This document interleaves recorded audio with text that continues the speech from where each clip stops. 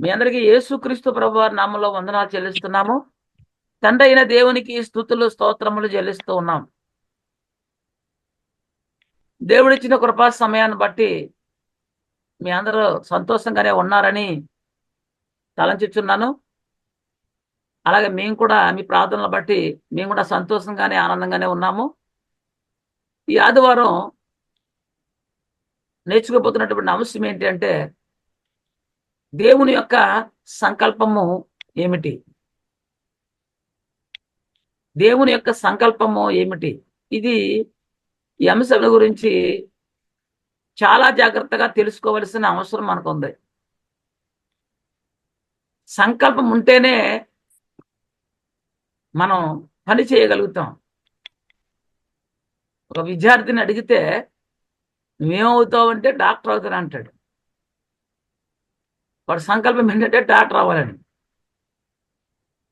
ఇక్కడ దేవుని సంకల్పం ఏమిటి అనేది వాక్యానుసారంగా మనం నేర్చుకోబోతున్నాం. దేవుని సంకల్పం అనేది ఏమిటి? జగత్తుకు పునాది వేయబడక మునుపు పరలోకంలో దేవుడు ఒక సంకల్పాన్ని సంకల్పించాడు. అది బైబిల్ గ్రంథంలో ఎక్కడుంది అని అంటే, ఎఫెసీయులకు రాసిన పత్రిక 1వ అధ్యాయము 4, 5, 6 వచనాల్లో మనకు అది కనబడుతుంది. ఎట్లనగా, తన ప్రియుని యందు తాను ఉచితముగా మనకి అనుగ్రహించిన తన కృపా మహిమకు కీర్తి కలిగినట్లు తన చిత్త ప్రకారమైన దయా సంకల్పం చొప్పున యేసుక్రీస్తు ద్వారా తనకు కుమారులుగా స్వీకరించుటకే. అంటే యేసుక్రీస్తు ద్వారా తనకు కుమారులుగా స్వీకరించుటకే మనలను ముందుగా తన కోసం నిర్ణయించుకుని మనము తన ఎదుట పరిశుద్ధులమును నిర్దోషులమునై ఉండవలనని జగత్తుకు పునాది వేయబడక ముందే ప్రేమ చేత ఆయన క్రీస్తులో మనలను ఏర్పాటు చేసుకునేను అని ఉంది. తండ్రైన దేవుడు పరలోకంలో జగత్తుకు పునాది వేయబడక ముందు ఒక సంకల్పాన్ని సంకల్పించాడు. యేసు క్రీస్తు ద్వారా తనకు కుమారులుగా మనల్ని స్వీకరించాలనేది ఒక సంకల్పం. అనేక మంది కుమారులు ఆయన కావాలని కోరుకున్నాడు, సంకల్పించాడు. ఆ సంకల్పము నెరవేర్పే ఈ యొక్క సమస్తము జరుగుతుంది. ఇప్పుడు కూడా దేవుడు సంకల్పించిన ఆ సంకల్పము నెరవేర్చుకున్నటకు ఒక భాగంగానే ఇవన్నీ జరుగుతున్నాయి. ఏది? సృష్టి నిర్మాణము, ఆదామవలు, దేవుని జనాంగము, యేసుక్రీస్తు రావడం, పాపక్షమాపణ, సంఘస్థాపన, ఇవన్నీ కూడా. అయితే రెండవది, దేవుడు అబ్రహామునకు వాగ్దానం చేశాడు. అబ్రహాం గారు వాగ్దానం ఎందుకు చేశాడంటే, దేవుడు పరలోకములో సంకల్పించిన సంకల్పంలో ఒక భాగమే అబ్రహాం గారికి దేవుడు వాగ్దానం చేయడం. చాలా జాగ్రత్తగా మనం గమనించాలి. బైబిల్ మనకు చక్కగా అర్థమవుద్ది. దేవుడు జగత్తుకు పునాది వేయబడక ముందు పరలోకంలో ఒక సంకల్పాన్ని సంకల్పించాడు కాబట్టి ఆ సంకల్పం నెరవేర్పులో ఒక భాగమే అబ్రహాం గారికి దేవుడు వాగ్దానం చేయడం. అది ఎక్కడుంది? ఆదికాండం 12వ అధ్యాయము 3వ వచనం. నిన్ను ఆశీర్వదించు వారిని ఆశీర్వదించదును, నిన్ను దూషించు వారిని శపించదును, భూమి యొక్క సమస్త వంశములు నీ యందు ఆశీర్వదించబడునని అబ్రహాముతో అనగా, భూమి యొక్క సమస్త వంశములు నీ యందు ఆశీర్వదించబడునని అబ్రహాముతో అనగా అన్నాడు. భూమి యొక్క సమస్త వంశములు నీ సంతానము ద్వారా ఆశీర్వదింతును అని దేవుడు అబ్రహాం గారికి వాగ్దానం చేశాడు. ఇది ఆయన సంకల్పంలో ఒక భాగం. ఆయన సంకల్పం నెరవేర్చడంలో ఒక భాగముగా మనం తెలుసుకోవాలి. అపోస్తుల కార్యాలు 3:25లో ఏమని రాయబడింది? ఆ ప్రవక్తలకును దేవుడు అబ్రహాముతో నీ సంతానమందు భూలోక వంశములన్నీ ఆశీర్వదించబడినని చెప్పి మీ పితరులతో చేసిన నిబంధనకు మీరు వారసులై ఉన్నారు. ఎవరు ఈ వారసులు అంటే? క్రైస్తవులు, సంఘం. ఎవరికి? అబ్రహాము వాగ్దాన సంతానానికి వారసులు. గలతీ 3:8 కూడా మనం చూడగలిగితే, దేవుడు విశ్వాస మూలముగా అన్యజనులను నీతిమంతులుగా తీర్చునని లేఖనము ముందుగా చూసి, అన్యజనులు అంటే విశ్వాసము లేని వారు, దేవుడు లేని జనంగా ఉన్నారు. వాళ్ళు వాగ్దానము లేని జనంగా ఉన్నారు. అలాంటి వారట చూడండి, విశ్వాస మూలముగా అన్యజనులను నీతిమంతులుగా తీర్చునని లేఖనం ముందుగా చూసి ఈ అందు అన్యజనులందరూ కూడా అన్యజనులందరూ ఆస్వాదించబడుతురని అబ్రహామునకు సువార్త ముందుగా, అంటే అబ్రహాం గారికి దేవుడు వాగ్దానం చేసినటువంటి వాగ్దానం ఏమిటంటే అన్యజనులు నీతిమంతులుగా తీర్చబడతారనేటువంటి లేఖనం ముందుగా ఎవరికి చెప్పబడింది అంటే అబ్రహాం గారికి సువార్త ముందుగా ప్రకటించను. ఎవరు ప్రకటించారు? దేవుడు. ఆయన సంకల్పంలో ఒక భాగం. దేవుడు సంకల్పించిన సంకల్పము నెరవేర్పులో ఒక భాగం అది. నీ అందు అన్యజనులందరూ ఆశ్రయించబడుదురు అని అబ్రహాం గారికి ముందుగా దేవుడు సువార్త ప్రకటించాడు. మరి యోహాను, మొదటి యోహాను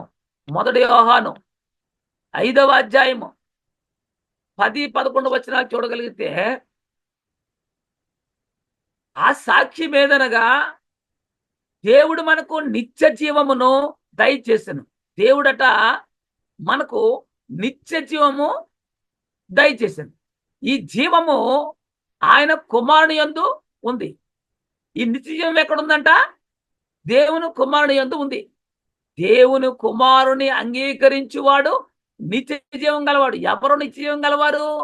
దేవుని కుమారుని అంగీకరించువాడు. దేవుని కుమారుని అంగీకరింపని వాడు జీవము లేనివాడు. ఎవరు జీవము లేనివాడు? క్రీస్తుని అంగీకరింపనివాడు. ఎవరు జీవం గలవాడు? దేవుని కుమారుని అంగీకరించినవాడు. దేవుడు మనకు నిత్య జీవమును దయచేసిన ఈ జీవము ఆయన కుమారుని యందు ఉంది అంటున్నాడు. మొదటి యోహాను 2:5 కూడా, మొదటి యోహాను పత్రిక 2వ అధ్యాయం 5వ వచనంలో కూడా నిత్య జీవము అనుగ్రహించుననేది ఆయన తానే మనకు చేసిన వాగ్దానం. దేవుడు ఒక వాగ్దానం చేశాడు. ఏంటా వాగ్దానం అంటే నిత్య జీవము నీకు అనుగ్రహిస్తానని. నిత్య జీవం అంటే మరణము లేని వారుగా ఉంటావని. నిత్య జీవమును అనుగ్రహించుచున్న అన్నది తాను చేసిన వాగ్దానము. మరి ఆలోచన చేయాలి. జరగవలసిన దానిని దేవుడు ప్రవక్తల ద్వారా ప్రకటింపజేసెను. దేవుని సంకల్పం ఏమిటి అంటే ఆయనకు అనేక మంది కుమారులు కావాలి. ఎలాంటి కుమారులు? పరిశుద్ధులుగా, నిర్దోషులుగా ఉండాలి. వాళ్ళు తన కుమారుడి ద్వారా, యేసుక్రీస్తు ద్వారా తనకి కుమారులుగా స్వీకరిస్తానని చెప్పాడు. ఈ సంకల్పం, దేవుడు సంకల్పించిన సంకల్పం నెరవేర్పులో ఒక భాగంగానే దేవుడు అబ్రహాం గారికి వాగ్దానం చేశాడు. తర్వాత యేసుక్రీస్తుని లోకానికి పంపించాడు. ఆయన నిత్యజీవమును ఉంచాడు. ఇంకా జరగవలసినటువంటి దానిని దేవుడు ప్రవక్తల ద్వారా ప్రకటింపజేశాడంట. ఈ ప్రవక్తల ద్వారా ప్రకటింపజేసినటువంటి సువార్త కూడా, అది కూడా ఆ ప్రవచనాలు కూడా ఇలా జరగబోతుంది, దేవుని సంకల్పం ఇది అని తన ప్రవక్తల ద్వారా ప్రవచింపజేశాడు ముందుగా. ఉందా బైబిల్ గ్రంథంలో అంటే ఉంది. యేస్కేలు గ్రంథము 47, యేస్కేలు గ్రంథం 47 మొదటి 5 వచనాలు చదువుదాం. అతడు మందిరపు గుమ్మమునకు నన్ను తోడుకొని వచ్చెను. మందిరము తూర్పు ముఖముగా ఉండెను. నేను చూడగా మందిరపు గడప కింద నుండి నీళ్లు ఉబికి తూర్పుగా పారుచు ఉండెను. ఆ నీళ్లు బలిపీఠమునకు దక్షిణముగా మందిరపు కుడిపక్కను కింద నుండి పారుచుండెను. యేస్కేలు గారికి, ప్రవక్తని యేస్కేలు గారికి ఒక దర్శనం చూపించాడంట. ఆయన చూస్తుండగా గుమ్మమునకు నన్ను తీసుకుని వెళ్ళాడని చెప్తున్నాడు. మందిరపు గుమ్మమునకు. ఆ మందిరము తూర్పు ముఖముగా ఉందంట. నేను చూస్తుండగా మందిరపు గడప కింద నుండి ఏం పారుతున్నాయి? నీళ్లు ఉబుకుతూ ఉన్నాయంట. ఉబికి తూర్పుగా పారుచు ఉండెను. ఏ దిశగా పారుతున్నాయి చెప్పాడు. ఆ నీళ్లు బలిపీఠమునకు దగ్గర దక్షిణముగా మందిరపు కుడి పక్కన కింద నుండి పారుచు ఉన్నాయని చెప్పాడు. పిమ్మట ఆయన ఉత్తరపు గుమ్మపు మార్గముగానున్న నన్ను నడిపించి చుట్టూ తిప్పి తూర్పునకు పోవు దారిని బయటి గుమ్మములకును తోడుకొని వచ్చిన చూపిస్తున్నాడంతా. నేను చూడగాచట గుమ్మపు కుడి పక్కను నీళ్లు ఉప్పుకు పారిచి ఉండెను. పైన చూశాడు, ఇక్కడ కూడా చూశాడు. 3, ఆ మనుషుడు కొలనూలు చేత పట్టుకొని తూర్పు మార్గమున బయలు వెళ్ళి 1000 మూరలు కొలిచి ఆ నీళ్లు గుండా నన్ను నడిపింపగా నీళ్లు శీలమండల లోతు ఉండెను. ఆ నీళ్లు ఆ ప్రవక్త గట్ట కాలు అంటే శీలమండలం వరకు లోతు ఉన్నది అంట. 4, ఆయన మరి 1000 మూరలు కొలిచాడు. మరొక 1000 మూరలు కొలిచాడు. నీళ్ళగుండా నన్ను నడిపింపగా నీళ్లు మోకాల్లో తుండెను. మొదట శీలమండలం ములిగింది, తర్వాత మోకాల్లో దాకా వచ్చేసాయి. ఇంకా ఆయన 1000 మూరలు కొలిచి నీళ్ళగుండా నన్ను నడిపింపగా నీళ్లు మొలలోతు ఉండెను. మొదట పాదం ములిగింది, తర్వాత మోకాళ్ళకు వచ్చింది, తర్వాత మొల వరకు నడుము వరకు వచ్చింది. మొలలోతు ఉన్నదంట. 5వ వచనం, ఆయన ఇంకను 1000 మూరల కొలగా మరొక 1000 మూరలు కొలిచాడు. నీళ్లు మిక్కిలి లోతై నేను దాటలేనంత నది కనబడిందంట. ఇంకొక 1000 మూరల్లో కొలిసి వెళ్ళేసరికి నడిపిస్తున్నాడు ఈయన్ని. దాటలేనంత నది కనబడిందంట. దాట వీలు లేనకుండా ఈదవలసినంత నీరు గల నది అయిపోయింది. మొదట శీలమండలం అంటే పాదం ములిగింది, మరలా ఇంకో 1000 మూరలు మోకాల వరకు వచ్చింది, మరలా ఇంకో 1000 మూరలు కొలిచాడు, మొల వరకు వచ్చింది, మరలా ఇంకొక 1000 మూరలు కొలిచాడు. అదే నీటిలో ఆయన నడిపిస్తే నడవలేని ఈదవలసినంత నది అయిపోయిందంట.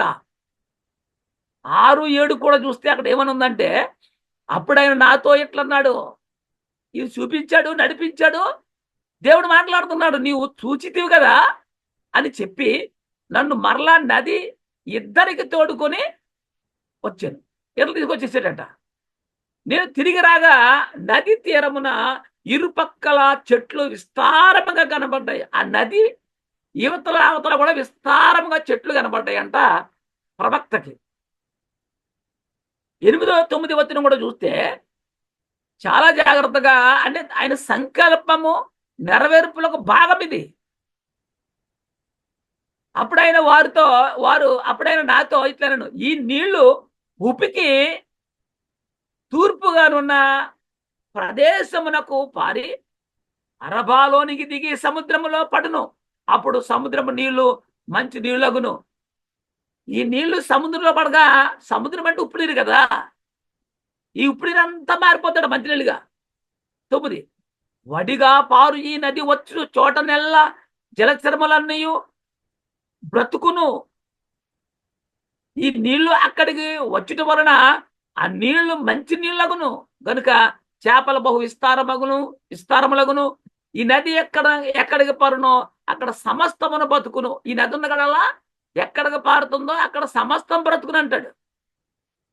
మరి ఈ భావము అంటే తన సంకల్పమును ప్రవక్తల ద్వారా దేవుని ప్రజలకు ప్రకటింపజేశాడు. నదీ తీరమున ఇరుపక్కల ఆహారం ఇచ్చు సకల జాతి వృక్షములు పెరుగునన్నాడు. అదేందులో ఉంది? అదే యేసెకేలు గ్రంథం 47:12లో కూడా ఈవల ఆవల విస్తారమైన వృక్షాలు ఉన్నాయంట. తర్వాత ఏమన్నాడు 47:12లో? నది తీరమున ఇరుపక్కల ఆహారం ఇచ్చు సకల జాతి వృక్షములు పెరుగును, వాటి ఆకులు వాడిపోవట. వాటి కాయలు ఎప్పటికీ రాలవంట. ఆకులు రాలిపోవు, కాయలు రాలిపోవు. ఆకులు వాడిపోవు, కాయలు రాలిపోవు. ఈ నది నీరు పరిశుద్ధ స్థలములో నుండి పారుచున్నది. పరిశుద్ధ స్థలములో నుంచి పారుస్తుంది. భావం ఏంటి? అర్థం ఏమిటి? గనుక చెట్లు నెలకు కాయను, వాటి పండ్లు ఆహారమునకును, వాటి ఆకులు ఔషధమునకును వినియోగించును. ఇదంతా యేసెకేలు ప్రవక్త ద్వారా ప్రకటింపజేస్తున్నటువంటి దేవుని సంకల్పములకు భాగము. నది తీరమున ఇరుపక్కల ఆహారం ఇచ్చు సకల జాతి వృక్షములు పెరుగున అంటున్నాడు. వాటి ఆకులు వాడిపోవంటున్నాడు. వాటి కాయలు రాలిపోవంటున్నాడు. ఎప్పటికీ రాలవంటున్నాడు. ఈ నది నీరు పరిశుద్ధ స్థలములో నుండి పారుచున్నది కనుక నెల నెలకు కాయలు కాయనంటున్నాడు. వాటి పండ్లు ఆహారమునక్కును అంటాడు. వాటి ఆకులు ఔషధమునక్కును వినియోగించను అంటాడు. ఏంటి ఇవన్నీ కూడా? దేని గురించి చెప్తున్నాడు? ఆలోచన చేయండి. దేవుడు సంకల్పము నెరవేర్పులో భాగమే. కీర్తనల గ్రంథము 46వ కీర్తన 4, 5, 6 వచనాలు చూడగలిగితే, ఒక నది కలదు, దాని కాలువలు దేవుని పట్టణమును సర్వోన్నతుని మందిరపు పరిశుద్ధ స్థలమును సంతోషపరచున్నవి అన్నాడు. ఒక నది కలదు అన్నాడు. దాని కాలువలు దేవుని పట్టణమును సర్వోన్నతుని మందిరపు పరిశుద్ధ స్థలమును సంతోషపరుతునంటాడు. నదేంటి? దేవుని పట్టణం ఏంటి?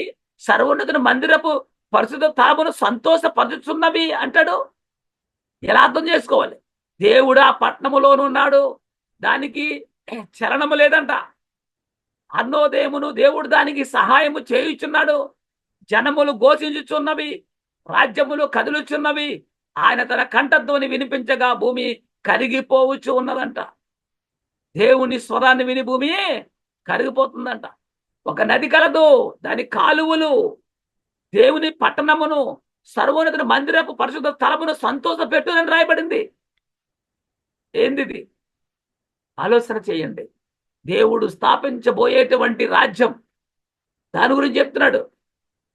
యోవేలు గ్రంథము 2వ అధ్యాయము 28, 29 వచనాలు చూడగలిగితే, తరువాత నేను సర్వజనుల మీద నా ఆత్మను కుమ్మరించును. దేవుని సంకల్పము నెరవేర్పులో ఆయన ప్రవక్తల ద్వారా ప్రవచింపజేస్తున్నాడు, ప్రకటింపజేస్తున్నాడు, తెలియపరుస్తున్నాడు. నేను సర్వజనుల మీద నా ఆత్మను కుమ్మరించును. మీ కుమారులను మీ కుమార్తెలను ప్రవచనములు చెప్పుదురు. మీ ముసలివారు కలలగందురు. మీ యవనులు దర్శనములు చూతురు. ఆ దినములలో నేను పనివారి మీదనో పనిగత్తుల మీదనో నా ఆత్మను కుమ్మరించునని చెప్తున్నాడు. అదే యోవేలు గ్రంథం 3:18 అంటాడు, ఆ దినమందు పర్వతముల్లో నుండి కొత్త ద్రాక్షారసం పారును. పర్వతంలో నుంచి కొత్త ద్రాక్షారసం పారడం ఏంటి? కొండల్లో నుండి పాలు ప్రవహించును. యూదా నదులన్నింటిలో నీళ్లు పారును. నీటి ఊట యెహోవా మందిరములో నుండి ఉబికి పారి సిత్తీము లోయను తడుపునంటాడు. ఆ దినములు జీవజలములు యెరూషలేములో నుండి పారి సగము తూర్పు సముద్రమునకు సగం పడమటి సముద్రమునకు దిగునంటాడు. ఏంటి దీని అర్థము? దేవుడు ఒక సంకల్పాన్ని సంకల్పించాడు. ఆ సంకల్పం నెరవేర్పులో భాగమే దేవుడు అబ్రహాం గారు వాగ్దానం చేశాడు. ప్రవక్తల ద్వారా తన సంకల్పం నెరవేర్పులో భాగంగా ప్రకటింపజేస్తున్నాడు ఆయన. ముందుగా జకర్యా 14:8 అంటాడు. జకర్యా 14:8 అంటాడు, ఆ దినమున జీవ జలములు యెరూషలేము నుండి పారి సగము తూర్పు సముద్రమునకును సగం పడమటి సముద్రమునకు దిగును. వేసవి కాలమందును చలికాలమందును అలాగనే జరుగునంటాడు. వేసవి కాలాన్ని కూడా అలాగే పారతాయంట. ఏంటిది? బైబిల్ గ్రంథము చాలా జాగ్రత్తగా ఆత్మీయంగా మనం ఆలోచన చేయాలి. నేను దప్పిక గలవాని మీద నీళ్లను ఎండిన భూమి మీద ప్రవాహ జలమును కురిపించదు అంటాడు. నేను దప్పిక గలవాని మీద నీళ్లను ఎండిన భూమి మీద ప్రవాహ జలమును కురిపించదని చెప్తున్నాడు. యెషయా గ్రంథము 44:3 అంటాడు. యెషయా గ్రంథం 44:3, నేను దప్పి గలవాని మీద నీళ్లను ఎండిన భూమి మీద ప్రవాహ జలమును కుమ్మరించదును. నీ సంతతి మీద నా ఆత్మను కుమ్మరించదును. నీకు పుట్టిన వారిని నేను ఆశ్రయించదునని చెప్తున్నాడు. ప్రవాహం వచ్చినట్లు సమస్త అన్యజనులు దానిలోనికి వచ్చెదరు. ప్రవాహం వచ్చినట్లు అంట.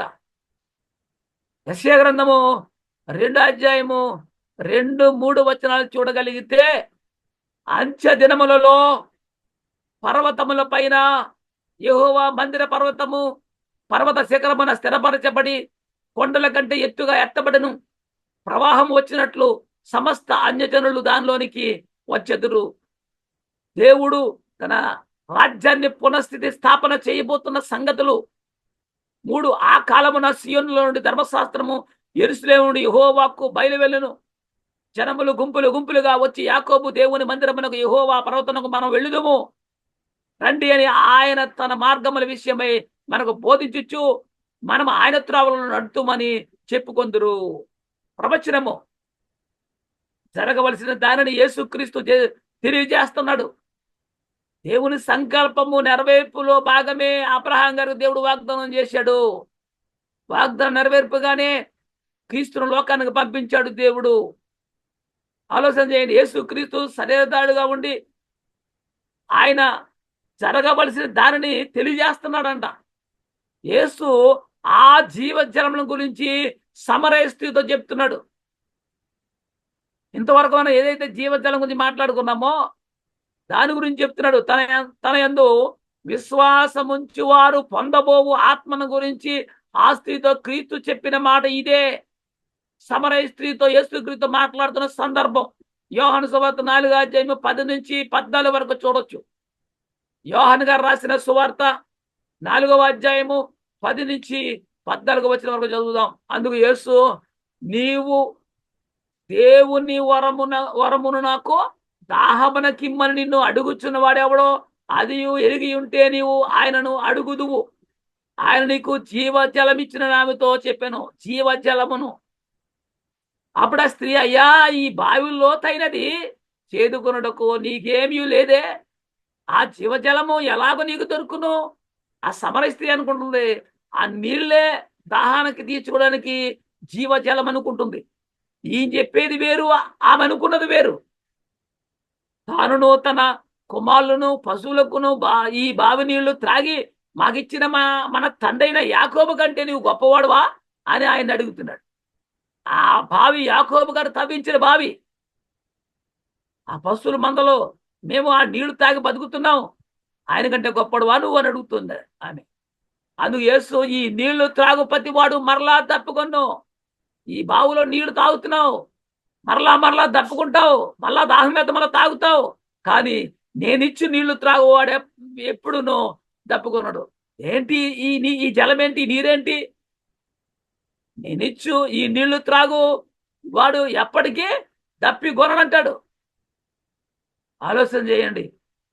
నేనిచ్చు నీళ్లు త్రాగు వాడెప్పుడు దప్పుకొనడు. నేను వానికి ఇచ్చు నీళ్లు నిత్య జీవమునకై వారిలో ఊరడి నీటి పొగగా ఉండని ఆమెతో చెప్పాను.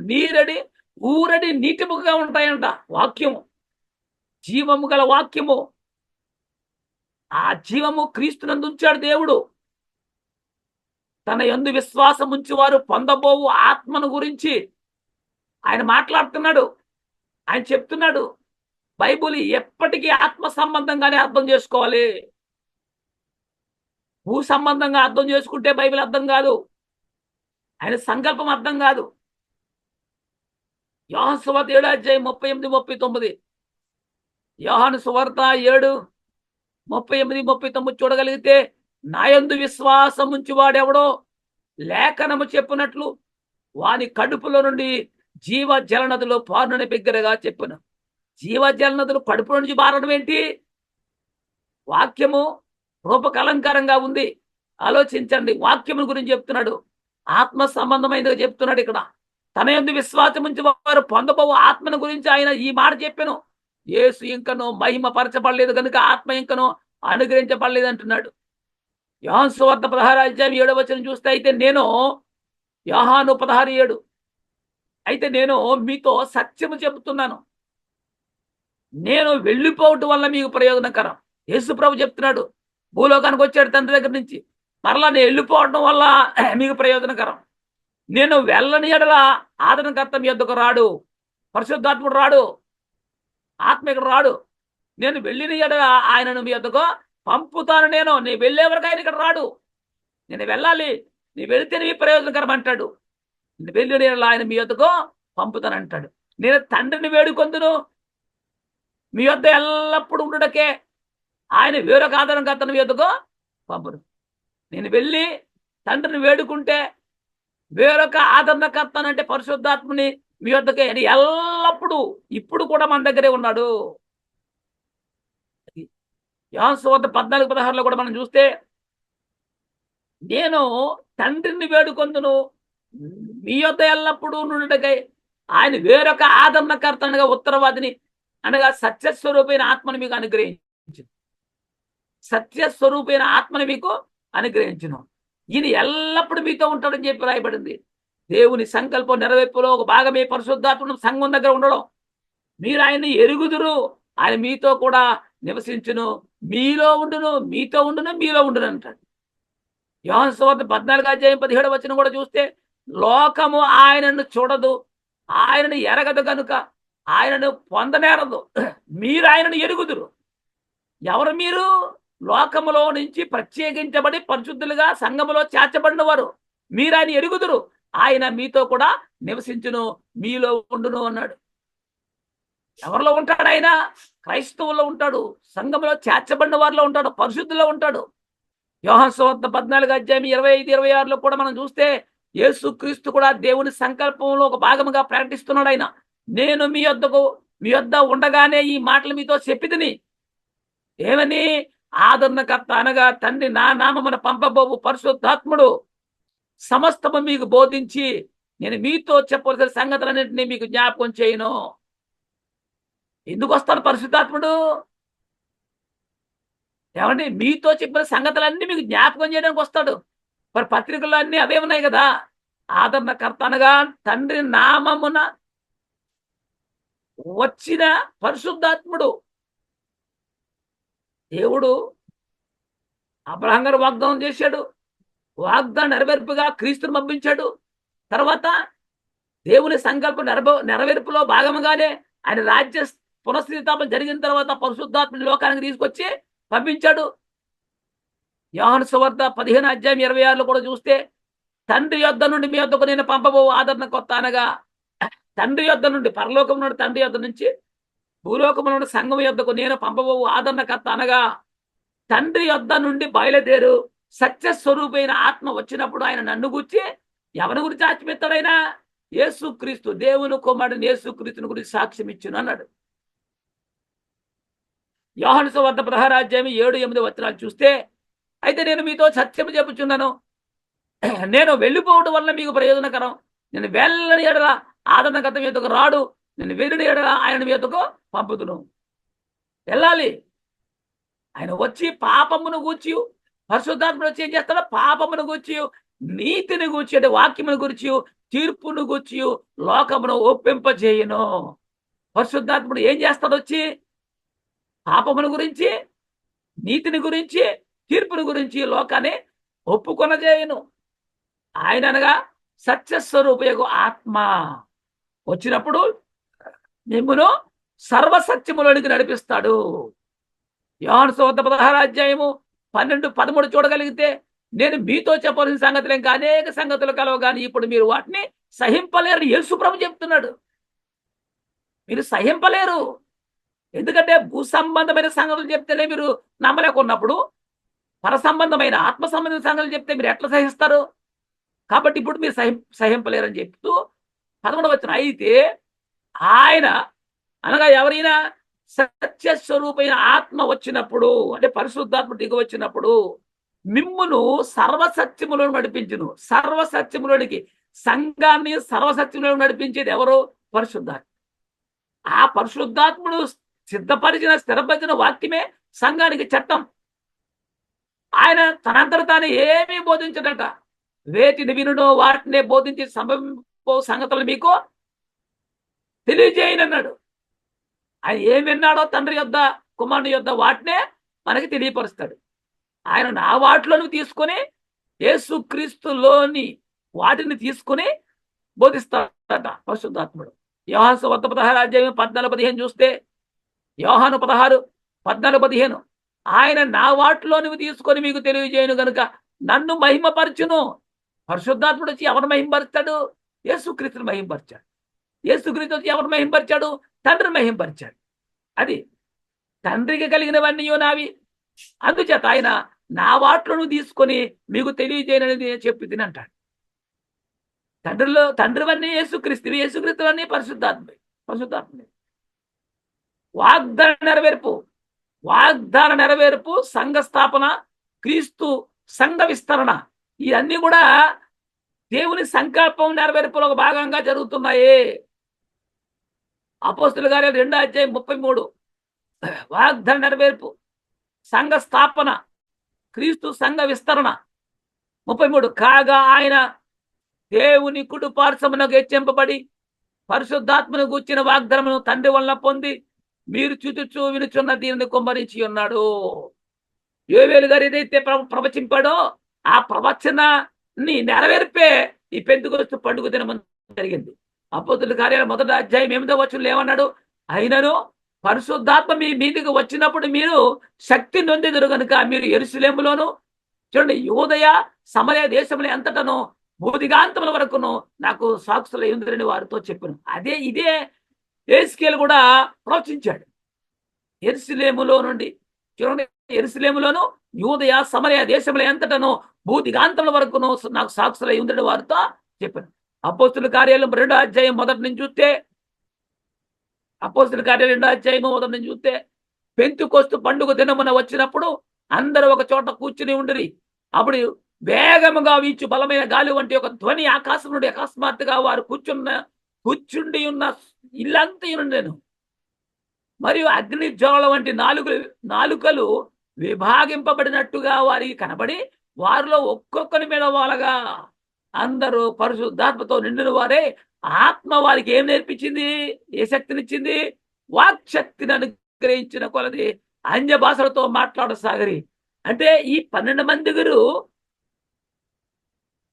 పరిశుద్ధాత్మ శక్తిని నిందుకుని యెరూషలేములో పెంతెకొస్తు పండుగ దినమందు ఉన్నటువంటి ప్రజలు ఏ దేశం నుంచి వచ్చారో, ఏ ప్రాంతం వారో, ఆ ప్రాంత భాషలో వారికి అర్థమయ్యే రీతిలో వీరు అన్య భాషలో వాళ్ళు దేవుని వాక్యాన్ని ప్రకటించారు.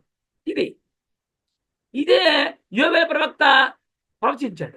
ఆ ప్రవచన నెరవేర్పు పెంతెకొస్తు పండుగ దినమందు జరిగింది. అపోస్తుల కార్యాలు 2వ అధ్యాయం 38 నుంచి మనం చూస్తే 38, 39, 41, 42 పేతురు మీరు మారు మనసు పొంది ఏం పొందాలి? మారు మనసు పొంది పాప క్షమాపణ నిమిత్తము ప్రతివాడు యేసుక్రీస్తు నామమున బాప్తిజం పొందుడి. అప్పుడు మీరు పరిశుద్ధ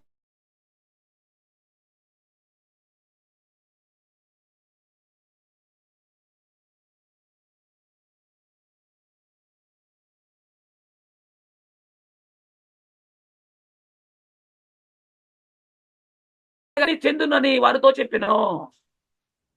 41 కాబట్టి అతని వాక్యము అంగీకరించిన వారు బాప్తిస్వం పొందిరి. ఆ దినమున ఇంచుమించు 3,000 మంది చేర్చబడ్డారు. సంఘం ప్రారంభించబడింది. సంఘ విస్తరణ జరుగుతుంది. 4,000 మందికి, 3,000 మందికి వీరు అపోస్తుల బోధ ఎందును, సహవాసమందును, రొట్టె విరుచుడి ఎందును, ప్రార్థన చేయుట ఎందును ఎడతెగక ఉండిరి. సంఘం స్థాపించబడింది. సంఘ విస్తరణ జరుగుతుంది. దేవుని సంకల్పము నెరవేర్పు జరుగుతుంది. తీతుకు పత్రిక 3వ అధ్యాయము 6, 7 వచనాలు చూస్తే మనం ఆయన కృప వలన నీతిమంతులమైన తీర్చబడి నిత్య జీవమును గూర్చిన నిరీక్షణను బట్టి దానికి వారసులమొకటికై ఆ పరిశుద్ధాత్మను మన రక్షకుడు యేసుక్రీస్తు ద్వారా, ఆ పరిశుద్ధాత్మను మన రక్షకుడైన పరిశుద్ధ యేసుక్రీస్తు ద్వారా ఆయన మన మీద సమృద్ధిగా కుమ్మరించిన నిత్య జీవమును గురించి నిరీక్షణ బట్టి అని పరలోకము నుండి పంపబడిన పరిశుద్ధాత్మ వల్ల మీకు సువార్త ప్రకటించబడిన వారి ద్వారా ఆనంద బైబిల్ గ్రంథంలో 1 పేతురు 1వ అధ్యాయం 12వ వచనం చూడగలిగితే, పరలోకము నుండి పంపబడిన పరిశుద్ధాత్మ వలన మీకు సువార్త ప్రకటించిన వారి ద్వారా మీకు ఇప్పుడు తెలుపబడిన ఈ సంగతుల విషయమై తమ కొరకు కాదు కానీ మీ కొరకే తాము పరిచర్య చేసిన సంగతి వారికి బయలుపరచబడిన అంటాడు. దేవదూతలు ఈ పరిచర్యను తొంగి చూడగోరుచున్నారు. పరలోకములో ఉన్న దేవదూతలు కూడా ఈ పరిచర్య గురించి తెలీదు. 2 కొరింథీ 3వ అధ్యాయం 3 వచనాలు చూడగలిగితే, మమ్మును మేము తిరిగి మెప్పించుకొన మొదలు పెట్టుచున్నామా? కొందరికి కావలసినట్టు మీ యొద్దకైనను మీ యొద్ద నుండినైనను సిఫారసు పత్రికలు మాకు అవసరమా? ఎందుకు మాకు అవసరం? మా హృదయముల మీద రాయబడి ఉండి, అపోస్తుల హృదయాల మీద రాయబడి ఉండి మనుషులందరూ తెలుసుకోవలసిన చదువుకొనుచున్న మా పత్రిక మీరే కదా. ఎవరైతే వాక్యాన్ని బోధిస్తున్నామో మార్పు చెందిన వారు ఒక పత్రికగా తయారవుతారు. రాతి పలకల మీద కానీ శిలతో కానీ రాయబడక మెత్తని హృదయములను పలకల మీద జీవంగల దేవుని ఆత్మతో మా పరిచర్య మూలంగా వ్రాయబడిన క్రీస్తు పత్రిక అయి ఉన్నారని మీరు తేటపరచబడుచున్నారు అన్నాడు. పరిశుద్ధాత్మ ద్వారా ఆత్మ నియమం వచ్చింది. హెబ్రీ పత్రిక 8వ అధ్యాయము 10వ వచనం చూడగలిగితే, ఆ దినములైన తర్వాత ఇశ్రాయేల్ ఇంటి వారితోనూ నేను చేయబో నిబంధన ఎదనగా వారి మనస్సులలో నా ధర్మ విధులను ఉంచెదను, వారి ఉదయముల మీద వాటిని వ్రాయుదును, నేను వారికి దేవుడైందును, వారు నాకు ప్రజలయ్యుందురు. ఎంత అద్భుతంగా ఉంది చెప్పండి. పరిచర్య విధానం మారింది. వారి మనసులో నా ధర్మ విధులు ఉంచేది అంటున్నాడు, వారి హృదయముల మీద వారిని రాసేదని అంటున్నాడు. ఇది ప్రవచనం ఉంది, మనం చదువుకుంది నెరవేర్పు. ఇదే సేమ్ ప్రవచనం ఉంది. ఇర్మియా ప్రవక్త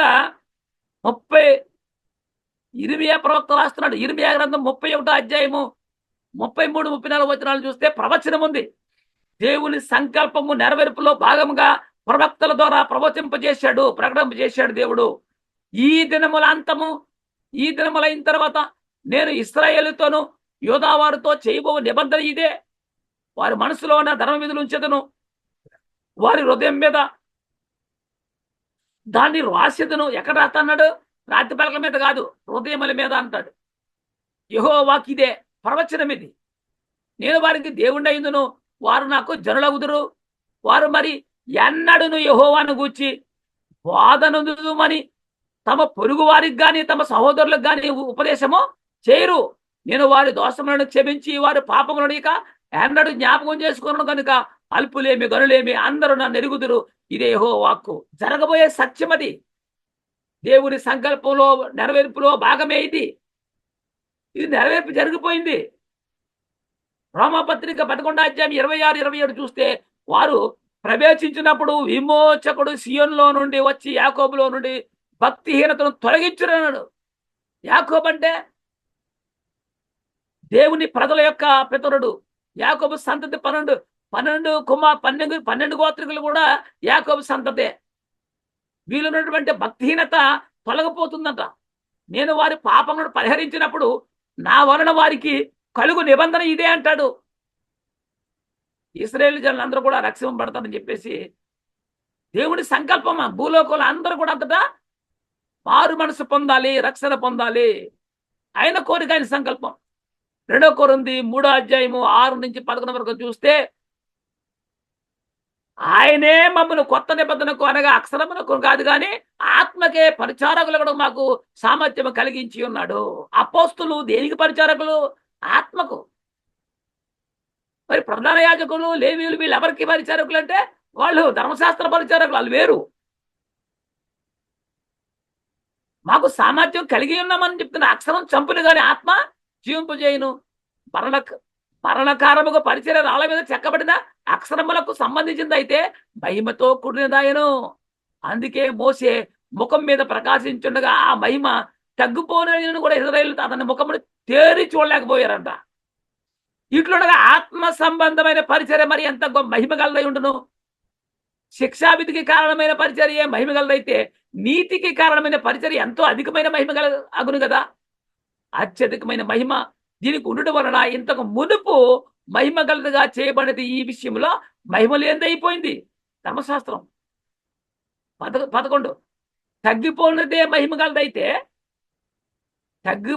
మహిమ గలదై నిలిచి ఉండిన ఎడల నిలిచినది మరి ఎక్కువ మహిమ గలదై ఉంటుంది కదా. నిలిచినది 2 కొరింథీ 12వ అధ్యాయము 18వ వచనం చూస్తే, మీ యొద్దకు వెళ్ళుటకు తీతును హెచ్చరించి అతనితో కూడా ఒక సహోదరుని పంపితిని. తీతు మిమ్మల్ని మోసపుచ్చి ఏమైనా ఆర్జించుకునేనా?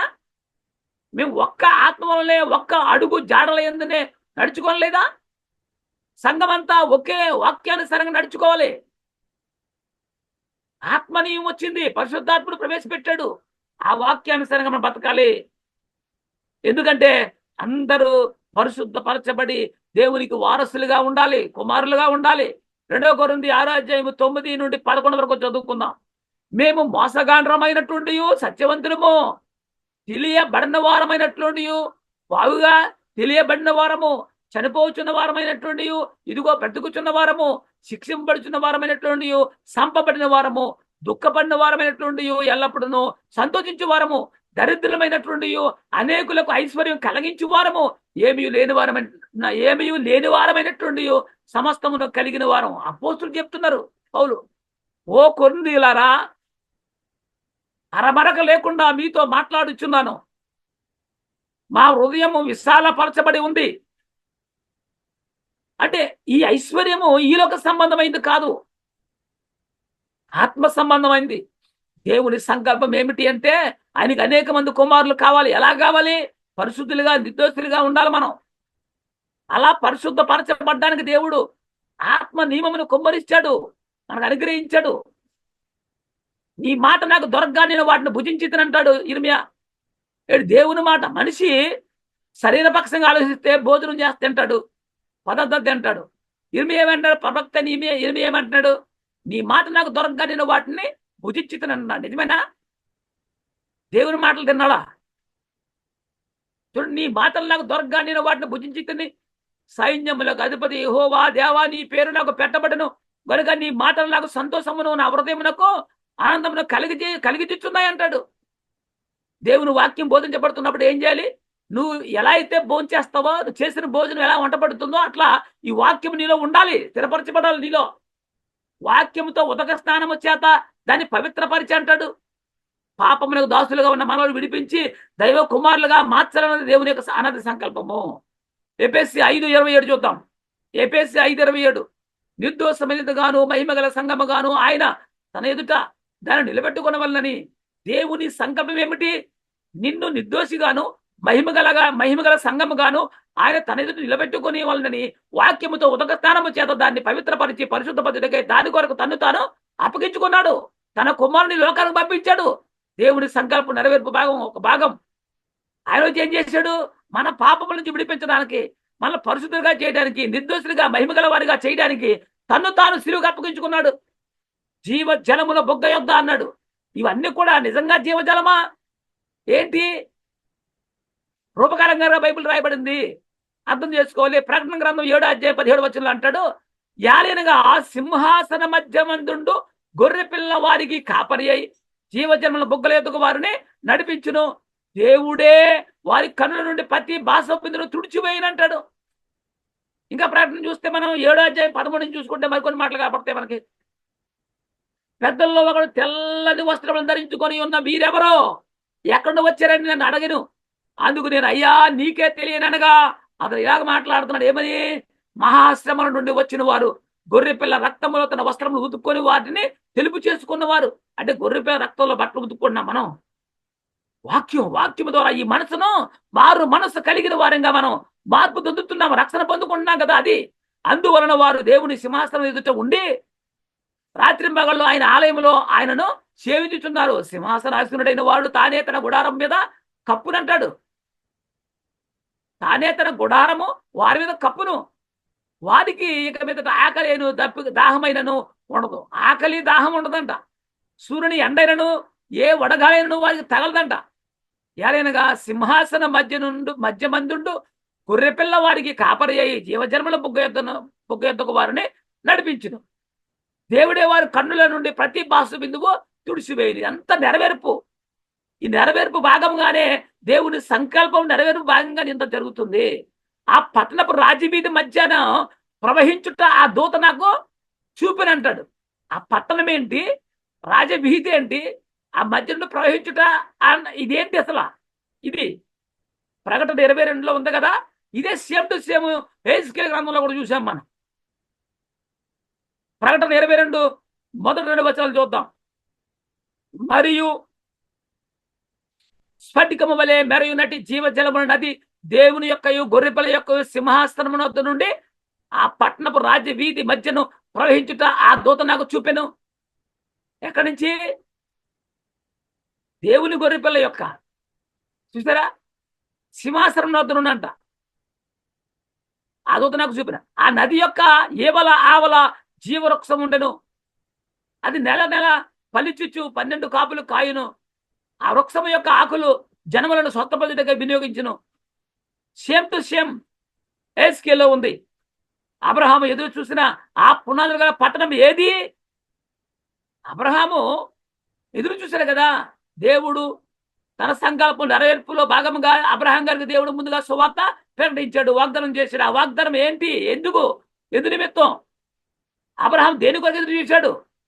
హెబ్రీ పత్రిక పరిశుద్ధాత్ముడు చెప్తున్నాడు. హెబ్రీ పత్రిక 11వ అధ్యాయం 10వ వచనం. హెబ్రీ పత్రిక 11వ అధ్యాయం 10వ వచనం. యాలనగా దేవుడు దేనికి శిల్పియు నిర్మాణకుడై ఉన్నాడో, దేవుడు దేనికి శిల్పియు నిర్మాణకుడై ఉన్నాడో పునాదులు గల ఆ పట్టణం కొరకు అబ్రహాం ఎదురు చూశాడంట. పరలోక రాజ్యం. దేవుడు దేనికి శిల్పియు నిర్మాణకుడై ఉన్నాడో పునాదులు గల ఆ పట్టణం కొరకు అబ్రహాం ఎదురు చూశాను అన్నాడు. అబ్రహాం ఎదురు చూసిన ఆ పట్టణమునకు మనం వచ్చి ఉన్నాము, మనం వచ్చాము. ఆయన ఎదురు చూశాడు. కానీ ఆయన అబ్రహాం గారు ఎదురు చూసినటువంటి ఆ పట్టణంలోనికి మనం వచ్చాము. హెబ్రీ పత్రిక 12వ అధ్యాయం 22 నుంచి 24 వరకు చూద్దాం. ఇప్పుడైతే సియోను కొండకును జీవంగల దేవుని పట్టణమునకును అనగా పరలోకపు యెరూషలేమునకును వేవేల కొలది దేవదూతల యొద్దకును పరలోకమందు రాయబడిన జ్యేష్ఠుల సంఘముల యొద్దకును వారి మహోత్సవములకును అందరు న్యాయాధిపతి దేవుని యొద్దకును సంపూర్ణ సిద్ధిపొందిన నీతిమంతుల ఆత్మల యొద్దకును. ఎవరు గురించి చెప్తున్నాడు? సంఘం, దేవుని సంఘము, క్రీస్తు సంఘము. పరలోక రాజ్యం అన్నా ఒకటే. కొత్త నిబంధనకు మధ్యవర్తి యేసు వద్దకును హేబేలు కంటే మరీ శ్రేష్టంగా పలుకు ప్రోక్షణ రక్తమునకు మీరు వచ్చి ఉన్నారు. ఎవరు వీళ్ళు? క్రైస్తవులు, సంఘము, విశ్వాసులు. దీని కొరకు, ఈ పునాది గల పట్టణం కొరకు అబ్రహాం ఎదురు చూశాడు. ఆ పట్టణంలో మనం ప్రవేశించాము. ప్రవేశించిన నీవు కూడా ఏ పట్టణంలో ఉన్నావో నీకు అర్థం కాకపోతే ఎట్లా చెప్పండి? 1 తిమోతి 3వ అధ్యాయం 15వ వచనంలో అంటాడు, అయినను నేను ఆలస్యము చేసిన ఎడల దేవుని మందిరములో అనగా ఏమన్నాడు? దేవుని మందిరం అంట. మరలా ఎవరైనా చెప్తున్నాడు, జీవం గల దేవుని సంఘములో. సంఘం అంటే ఏంటి? దేవుని మందిరం, దేవుని పట్టణం. ఎంతవరకు అర్థమవుతుంది బైబిల్ మనకు చెప్పండి? దేవుని మందిరం అని చెప్పి అనగా జీవం గల దేవుని సంఘములో జనులు ఎలాగున ప్రవక్త వలన అది నీకు తెలియవలనని ఈ సంగతులను నీకు రాయిచున్నాను. ఆ సంఘము సత్యమునకు ఆధారమై ఉన్నదంటాడు. సంఘం అనగా క్రీస్తు రాజ్యం అనగా పరలోక రాజ్యం అనగా క్రీస్తు సంఘం అనగా ఒకటే. జీవవృక్షమునకు హక్కు గలవారై ఆ పట్టణంలోకి ప్రవేశించినట్లు తమ వస్త్రములు ఉదుక్కుని వారు ధన్యులని బైబిల్ చెప్తుంది కదా. ప్రకటన 22:14.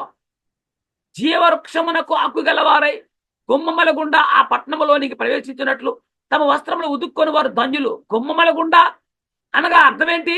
క్రీస్తు యేసే ముఖ్యమైన మూలరాయి ఉండగా అపోస్తుల ప్రవక్తలు వేసిన పునాది మీద నువ్వు కట్టబడుతున్నావు. అలా కట్టబడిన వారే ఈ పట్టణంలో ప్రవేశిస్తారు. క్రీస్తు యేసే నేనే మార్గము అన్నాడు. గుమ్మము గుండా క్రీస్తు ద్వారా నువ్వు ప్రవేశిస్తావు. ఆ పట్టణంలో, ఆ పట్టణంలోనికి ప్రవేశించినట్లు, సంఘంలోనికి ప్రవేశించినట్లు ఏమండి? దేవుని పట్టణములోను, జీవవృక్షములోను, పరిశుద్ధ పట్టణములోను వాని పాలు లేకుండా చేస్తానంటాడు. ఎవరు? వాక్యానుసారం ఉండకపోతే. ప్రకటన 22:19 చూడండి. ఎవడైనాను ఈ ప్రవచన గ్రంథమందున్న వాక్యములో ఏదైనాను తీసివేసిన ఎడల, ప్రవచన గ్రంథములో ఏ వాక్యమైనా తీసివేసిన ఎడల దేవుడు ఈ గ్రంథములో వ్రాయబడిన జీవవృక్షములోను పరిశుద్ధ పట్టణంలో మనకు పాలు లేకుండా చేస్తాడంట. ఏది తీసేయకూడదు, ఏది తీసివేయకూడదు. ప్రకటన 22 మొదటి 2 వచనాలు చూస్తే ఏమన్నాడు అక్కడ? మరియు స్ఫటికము వలె మెరైనట్టు జీవజలము నది దేవుని యొక్కయు గొర్రెపిల్ల యొక్కయు సింహాసనం వద్ద నుండి ఆ పట్టణపు రాజవీధి మధ్యను ప్రవహించుట ఆ దూత నాకు చూపెను. ఆ నది యొక్క ఈవల ఆవల జీవవృక్షం ఉండెను. అది నెలలకు ఫలించుచు 12 కాపులు కాయును. ఆ వృక్షము యొక్క ఆకులు జనములను స్వస్థపరచుటకై వినియోగించును. రక్షింపబడు వారు జీవార్థమైన జీవ సువాసనగా ఉన్నారంట. తెలుసా? వాక్యాన్ని వింటున్నావు. వాక్యమే జీవ జలము, జీవ వృక్షము, జీవ ఫలము. జీవవృక్ష ఫలాలంటే ఆ ఏదైనా వనములో ఉన్నటువంటి జీవవృక్ష ఫలాలు ఇప్పుడు ఎక్కడున్నాయి? సంఘంలో ఉన్నాయి. సంఘం మధ్యలో, సంఘం దగ్గర ఉన్నాయి. అదే వాక్యం. 2 కొరింథీ 2వ అధ్యాయము 14, 15, 16. 2 కొరింథీ 2వ అధ్యాయము 14, 15, 16. మా ద్వారా ప్రతి స్థలమందును క్రీస్తును గూర్చిన జ్ఞానము, ఎవరు గూర్చిన జ్ఞానము? క్రీస్తును గూర్చిన జ్ఞానము యొక్క సువాసనను కనుపరచుచు ఆయన యందు మమ్మును ఎల్లప్పుడూ విజయోత్సవముతో ఊరేగించున్న దేవునికి స్తోత్రమని అంటాడు. అపోస్తులు ఎవరి గురించి ప్రకటన చేశారు? యేసుక్రీస్తుని గురించి. యేసుక్రీస్తు గురించి, పునరుద్ధరణి లేచినటువంటి యేసుక్రీస్తుని గురించి. రక్షింపబడి వారి పట్లను, నశించుచున్న వారి పట్ల మేము దేవునికి క్రీస్తు సువాసన ఉన్నామంటాడు. నమ్మితే రక్షణ, నమ్మకపోతే శిక్ష. నశించు వారికి మరణకరమైన మరణపు సువాసనగా ఉన్నారు, రక్షింపబడి వారికి జీవాంతమైన జీవ సువాసనగా ఉన్నారు. వాక్యం వింటావా? నమ్ముతావా? రక్షణ. నమ్మకపోతే శిక్ష. 1 యోహాను 3:14 ఏమన్నాడు? 1 యోహాను 3:14 మనము సహోదరులను ప్రేమించుచున్నాము కనుక మరణములో నుండి జీవంలోనికి దాటి ఉన్నాము. నువ్వు మరణములో నుంచి జీవంలోకి దాటాలంటే నువ్వు సహోదరుని ప్రేమించాలి. ప్రేమ లేనివాడు మరణమందు నిలిచి ఉన్నాడంట. ఎవడు మరణమందు ఉన్నాడు? ప్రేమ లేనివాడు. క్రైస్తవుని చెప్పుకుంటూ కూడా ప్రేమ అంటే ఏ ప్రేమ? ఈ ప్రేమ ఒక అన్యుణ్ణి రక్షణ కొరకు ప్రకటించాలి. క్రైస్తవుడికి ఎవరు సహోదరుడు అంటే అన్యుడు. దేవుడు అంటే ఎరగని వాడే మనకు సహోదరుడు. ఇక మీదట శాపగ్రస్తమైంది ఏది దానిలో ఉండదంట. దేనిలో చూద్దాం, ప్రకటన 22:3లో. ఇక మీదట శాపగ్రస్తమైంది ఏది దానిలో ఉండదు. దేవుని యొక్కయు గొర్రెపిల్ల యొక్కయు సింహాసనం దానిలో ఉండును. దేని గురించి ఇది? పునాదగల పట్టణం అంటే సంఘం. పరలోక రాజ్యం అన్నా, దేవుని రాజ్యం అన్నా, క్రీస్తు రాజ్యం అన్నా, క్రీస్తు సంఘం అన్నా ఒకటే.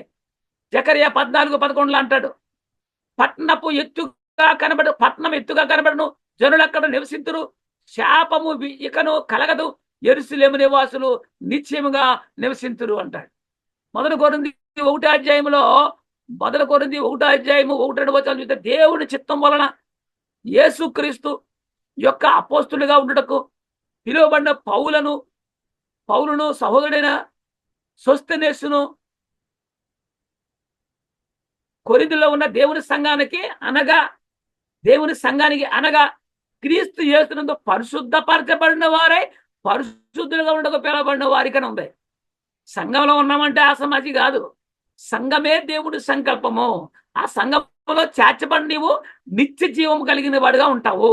అలా ఉండాలంటే నువ్వు వాక్యానుసారంగా బ్రతకాలి. క్రీస్తు యేసునందు పరిశుద్ధపరచబడిన వారే పరిశుద్ధులుగా ఉండక పిలువబడిన వారిని వారికి మనకును ప్రభుగా ఉన్న మన ప్రభుని యేసుక్రీస్తు నామమున ప్రతి స్థలములో ప్రార్థించు వారందరికీ నీ సొమ్మని చెప్పారు ఆయన అని చెప్పాడు. సంఘంలో ఉన్నప్పుడు ఆసమాసి కాదు కదా. యోహాను సువార్త 5:24 యోహాను సువార్త, నా మాట విని నన్ను పంపిన వాని యందు విశ్వాసం ఉంచువాడు. యేసుక్రీస్తు మాట వినాలి. యేసుక్రీస్తును పంపిన వాని యందు విశ్వాసం ఉంచిన వాడు నిత్యజీవం గలవాడు. వాడు తీర్పులోనికి రాక మరణములో నుండి జీవములోనికి దాటి ఉన్నాడని మీతో చెబుతున్నాను యేసుప్రభు చెప్పాడు.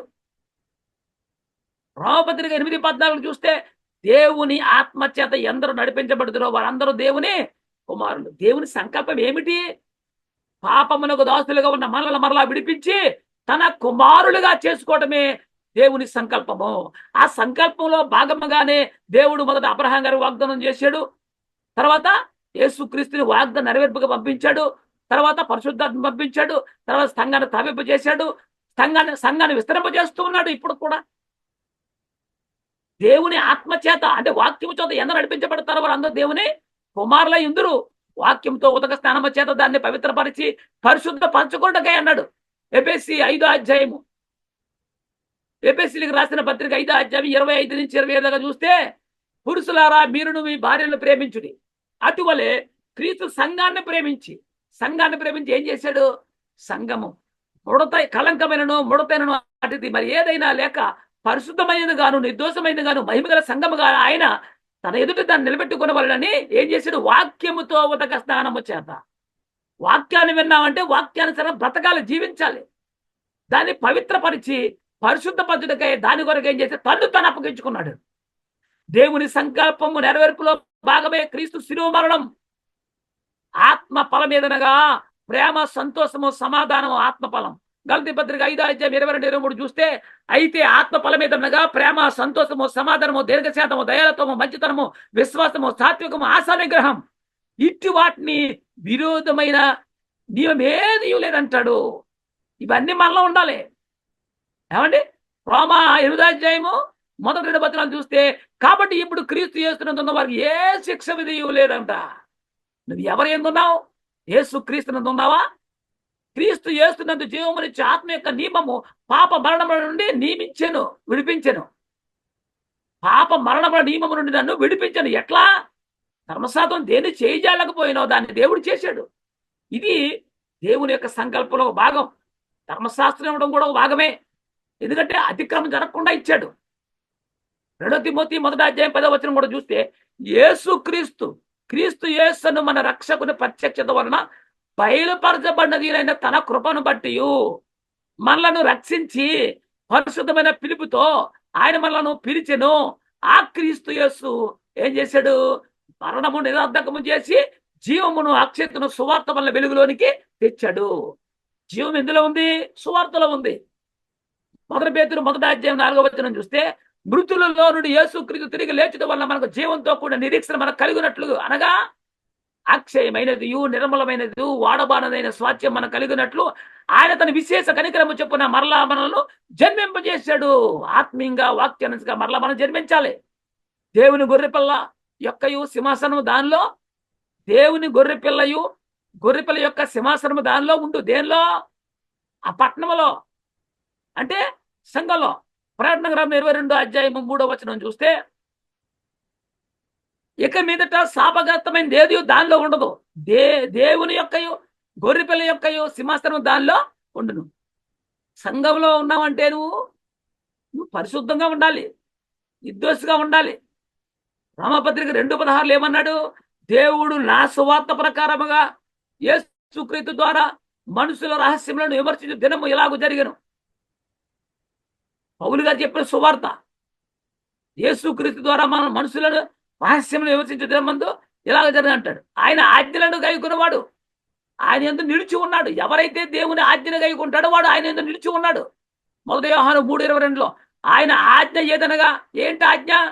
ఆయన కుమారుడిని యేసుక్రీస్తు నామమును నమ్ముకొని ఆయన మనకు ఆజ్ఞనిచ్చిన ప్రకారముగా ఒకరినొకడు ప్రేమింపవాలన్నది అంటాడు. ఒకరినొకడు ప్రేమించాలి. 1 యోహాను 4వ అధ్యాయము 12, 13 మరలా 16. 1 యోహాను 4వ అధ్యాయము 12, 13 మరలా 16. ఏ మానవుడును దేవుడిని ఎప్పుడునూ చూడలేదు. చాలా జాగ్రత్తగా గమనించాలి. పరిశుద్ధాత్మ చెప్తున్నాడు, మన ఒకరినొకడు ప్రేమించిన ఎడల దేవుడు మన యందు నిలిచిండును. దేవుడు మనలో నిలిచి ఉండాలంటే ఒకరినొకడు ప్రేమించాలి. ఆయన ప్రేమ మన యందు సంపూర్ణమగునన్నాడు. దీనివల్ల మనము ఆయన యందు నిలిచి ఉన్నామని, ఆయన మన యందు నిలిచి ఉన్నాడని తెలుసుకొనిచున్నాం. ఎలాగనగా ఆయన మనకు తన ఆత్మలో పాలు దయచేసి ఉన్నాడు. ఆయన తన ఆత్మలో పాలు మనకి దయచేసి ఉన్నాడు. 16వ వచనం, మన ఎడల దేవునికి ఉన్న ప్రేమను మనం ఎరిగి ఉన్నవారమై దానిని నమ్ముకొని ఉన్నాము. దేవుడు ప్రేమస్వరూపై ఉన్నాడు. దేవుడు ఏ స్వరూపి? ప్రేమస్వరూపి. ప్రేమ యందు నిలిచి ఉండేవాడు దేవుని యందు నిలిచి ఉన్నాడు. దేవుడు వాని యందు నిలిచి ఉన్నాడు. దేవుడు నీలో నిలిచి ఉండాలంటే నీలో ప్రేమ ఉండాలి. ఇది చాలా మంది అర్థం చేసుకోవాల్సిన అవసరం ఉంది. 1 యోహాను 2వ అధ్యాయం 24 చూస్తే, అయితే మీరు మొదటి నుండి దేనిని వింటారో అది మీలో నిలువనీయుడి. వినదాన్ని హృదయంలో ఉంటుందా? మీరు మొదటి నుండి విన్నది మీలో నిలిచిన మీరు కూడా కుమారుని యందు తండ్రి యందును నిలుతురు. దేవుని తండ్రి యందు కుమారుని యందు నిలిచి ఉండాలంటే మనలో ఏముండాలి? నువ్వు వింటున్న వాక్యం ఉండాలి. 1 యోహాను 3:23 చూస్తే, 1 యోహాను 3:23, ఆయన ఆజ్ఞలను గైకొనేవాడు ఆయన యందు నిలిచి ఉండును. ఎవరు దేవుని యందు నిలిచి ఉంటాడు? ఆయన ఆజ్ఞలు గైకొనాలి. వాడే ఆయన యందు నిలిచి ఉంటాడు. ఆయన వాని యందు నిలిచి ఉండును. ఆయన మన యందు నిలిచి, మనలో ఉండాలంటే, మన యందు ఆయన ఉండాలంటే ఆయన ఆజ్ఞ మనం గైకొనాలి. నా తండ్రి ఆజ్ఞలు గైకొని ఆయన ప్రేమ యందు నిలిచి ఉండాలి మనం. యోహాను సువార్త 15వ అధ్యాయం 10వ వచనం ఏమంటాడు? నేను నా తండ్రి ఆజ్ఞలు గైకొని ఆయన ప్రేమ యందు నిలిచి ఉన్న ప్రకారం. యేసుక్రీస్తు తండ్రిలో ఎలా నిలిచి ఉన్నాడంటే తండ్రి ఆజ్ఞలు గైకున్నాడు కాబట్టి ఆయన నిలిచి ఉన్నాడు ఆయనలో. మరి మీరు నా ఆజ్ఞలు గైకున్న ఎడల నా ప్రేమ యందు నిలిచి ఉంది. యేసుక్రీస్తు ఇచ్చిన ఆజ్ఞల యందు మనం నిలిచి ఉంటే మనం క్రీస్తునందు నిలిచి ఉంటాము. కొలస్సీ 3:16, సంగీతములతోనూ కీర్తనలతోనూ ఆత్మ సంబంధమైన పద్యములతోనూ ఒకరినొకడు బోధించుచు బుద్ధి చెప్పుచు కృపా సహితముగా మీ హృదయంలో దేవుని గూర్చి గానము చేయుచు సమస్త విధముల జ్ఞానంతో క్రీస్తు వాక్యం మీలో సమృద్ధిగా నివసింపనీయుండి. క్రీస్తు వాక్యం మీ హృదయంలో సమృద్ధిగా నివసింపనీయాలి. నివసిస్తుందా? లోకముందా? వాక్యం ఉందా? మీ హృదయంలో యందు క్రీస్తును ప్రభుగా ప్రతిష్ఠించుకోవాలంట. మొదటి పేతురు 3:15 అంటాడు. చాలా చక్కగా అద్భుతంగా మాట్లాడుతున్నాడండి పరిశుద్ధాత్ముడు.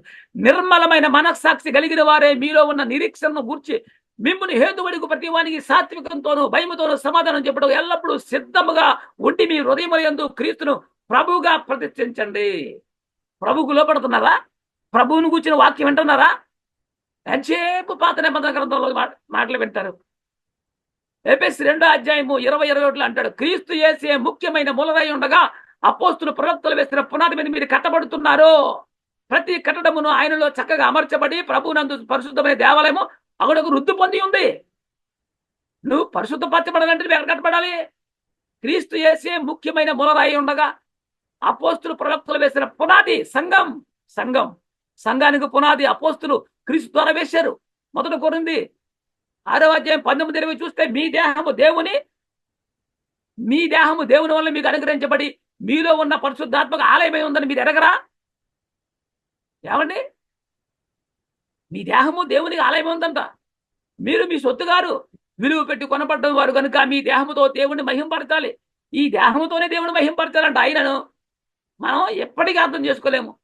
ఆయన దాసులు ఆయనను ప్రేమించు ఆయన ముఖమును దర్శనము చేస్తుండేనంట. ప్రకటన 22:4 చూడండి. ప్రకటన 22:4 ఆయన దాసులు ఆయనను సేవించుచు ఆయన ముఖ దర్శనము చేయుచుందురు. ఆయన నామము వారి నొసలయందు ఉండును. ఎవరు వాక్యానుసారంగా ఉంటారో, ఆ వాక్యం ఎవరిలో నిలిచి ఉంటుందో వారిలో దేవుని మహిమ ఉంటుంది. దేవుడు నిలిచి ఉంటాడు. మత్తయి సువార్త 5:8 కూడా చూస్తే అంటాడు, హృదయ శుద్ధి గలవారు ధన్యులు, వారు దేవుణ్ణి ఎవరు దేవుణ్ణి చూస్తారు? హృదయం శుద్ధిగా ఉండాలి. కీర్తన గ్రంథం 11:7 ఏమన్నాడు? యెహోవా నీతిమంతుడు, ఆయన నీతిని ప్రేమించువాడు, యథార్థవంతులు ఆయన ముఖ దర్శనము చేసేదరంటాడు. యథార్థవంతులు యథార్థమైన ప్రవక్తను కలిగి ఉండాలి. కీర్తన 17:15 కూడా ఏమంటాడు? నేనైతే నీతి గలవాడినై నీ ముఖ దర్శనము చేసేదను, నేను మేల్కొన్నప్పుడు నీ స్వరూప ప్రదర్శనముతో నా ఆశను తీర్చుకుందని అంటాడు. ఇవన్నీ కూడా నువ్వు దేవుళ్ళో ఉన్నావనుకుంటే నీవు పరిశుద్ధంగా ఉండాలి. దేవుని ఆజ్ఞ నీలో ఉండాలి. ఆయన నామము ఆయన నరసయందు ఉండే, ఆయన నొసలయందు ఉండేనంటాడు. కాబట్టి దేవుని అనాది సంకల్పం అనేది, దేవుని సంకల్పం ఏమిటి అంటే మనము దేవునికి వారసులుగా కుమారులుగా కావాలని కోరుకున్నాడు. ఆ సంకల్పం నెరవేర్పులో భాగముగానే దేవుడు అబ్రహాం గారు వాగ్దానం చేశాడు. ఇజ్రాయేలుకి ధర్మశాస్త్రం ఇచ్చాడు. యేసుక్రీస్తుని పంపించాడు. పరిశుద్ధాత్మ పంపించాడు. సంఘం దేవుని రాజ్యం పునఃస్థాపన జరిగింది. ఆ రాజ్యంలో ఉన్న వారందరూ కూడా దేవునికి వారసులే కదా. ఇది ప్రతి ఒక్కరూ తెలుసుకోవాల్సిన సత్యము. కనుక ప్రియమైన సహోదరులారా, ఈ యొక్క వాక్యం అనేటువంటిది ఎవరిని విమర్శించడానికి చెప్పింది కాదు, మాకే తెలిసని చెప్పింది కాదు. వాక్యములో ఉన్నటువంటి జ్ఞానాన్ని ముందు చేయడం జరిగింది. సంకల్పం లేకుండా ఎవరు కూడా ముందుకు కొనసాగలేరు. ఒక విద్యార్థికి ఒక సంకల్పం ఉంటుంది, ఒక రైతుకు ఒక సంకల్పం ఉంటుంది, ఒక ఇంజనీర్కి ఒక డ్యామ్ సంకల్పం ఉంటుంది. అట్లా దేవుని సంకల్పం ఏమిటి అంటే నీవే ఆయన సంకల్పం. పాపములో ఉన్నటువంటి నీవు విడిపించబడి పరిశుద్ధపరచబడి నీవు దేవుని యొక్క కుమారులుగా వెళ్ళాలని కోరుకున్నాడు కదా. మొదటి పేతురు 1:14-15-16 అంటాడు, నేను పరిశుద్ధునై ఉన్నాను కనుక మీరును పరిశుద్ధులై ఉండండి అంటాడు. దేవుడు పరిశుద్ధుడు, మనం కూడా ఉండాలి, పరిశుద్ధులమై ఉండాలి. కాగా మీరు విధేయులకు పిల్లల వలె మీ పూర్వపు అజ్ఞాన దశలో మీకున్న ఆశలను అనుసరించి ప్రవర్తింపక సంఘంలో ఉన్నామంటే మరలా నువ్వు పూర్వకాలం వదిలేసినటువంటి ఆ పనికి మాలినటువంటి స్థితిలోకి వెళ్ళిపోకూడదు. మిమ్మల్ని పిలిచిన వాడు పరిశుద్ధుడై ఉన్న ప్రకారము మీరును సమస్త ప్రవక్తల్లో పరిశుద్ధులై ఉండాలి. సమస్త ప్రవక్తల్లో ఆదివారం ఆరాధన వచ్చినప్పుడు మాత్రమే మందిరంలోనే పరిశుద్ధంగా ఉండాలి. బయటికి వెళ్ళిపోయి ఎలా పనులు అనుకుంటే కరెక్ట్ కాదు. నువ్వు రక్షణ పొందుకున్న దినం నుంచి చనిపోయేదాకా, దేవుడు పిలిచేదాకా నువ్వు ఎలా ఉండాలి? పరిశుద్ధంగా ఉండాలి. రాత్రి అన్నడు ఉండదు, దీపకాంతి అయినా ఉండదని చెప్తున్నాడు. ఎందుకంటే సంఘాన్ని గురించి మనం గమనించాలి. దేవుని కుమారులను ఆలోచన చేయండి. యేసుక్రీస్తు మరి మన నిమిత్తము మరి తను అప్పగించుకున్నాడు. ఆయన రక్తం ద్వారా పాప క్షమాపణ అనుగ్రహించాడు కాబట్టి మనం ఆయన ద్వారానే ముందుకి కొనసాగవలసిన వారంగా ఉన్నాము. కనుక యేసుకేలు గ్రంథంలోను యెషయా గ్రంథంలోను ఇవన్నీ కూడా మనకి వివరంగా రాశాడు. అంటే దేవుని సంకల్పం నెరవేర్చడంలో భాగముగానే దేవుడు ప్రవక్తల ద్వారా ముందు ప్రవచింపజేశాడు, దాన్ని నెరవేర్పునిచ్చాడు విషయాన్ని కూడా మనం గుర్తించుకోవాలని కోరుకుంటూ, ఈ వాక్యాన్ని విన్న ప్రతి ఒక్క వ్యక్తి హృదయంలో కూడా దేవుడు నాటి నీరు గట్టి ఫలింపులోకి తెచ్చును గాక. ఆమేన్. సహోదరులకు అందరికీ వందనాలు.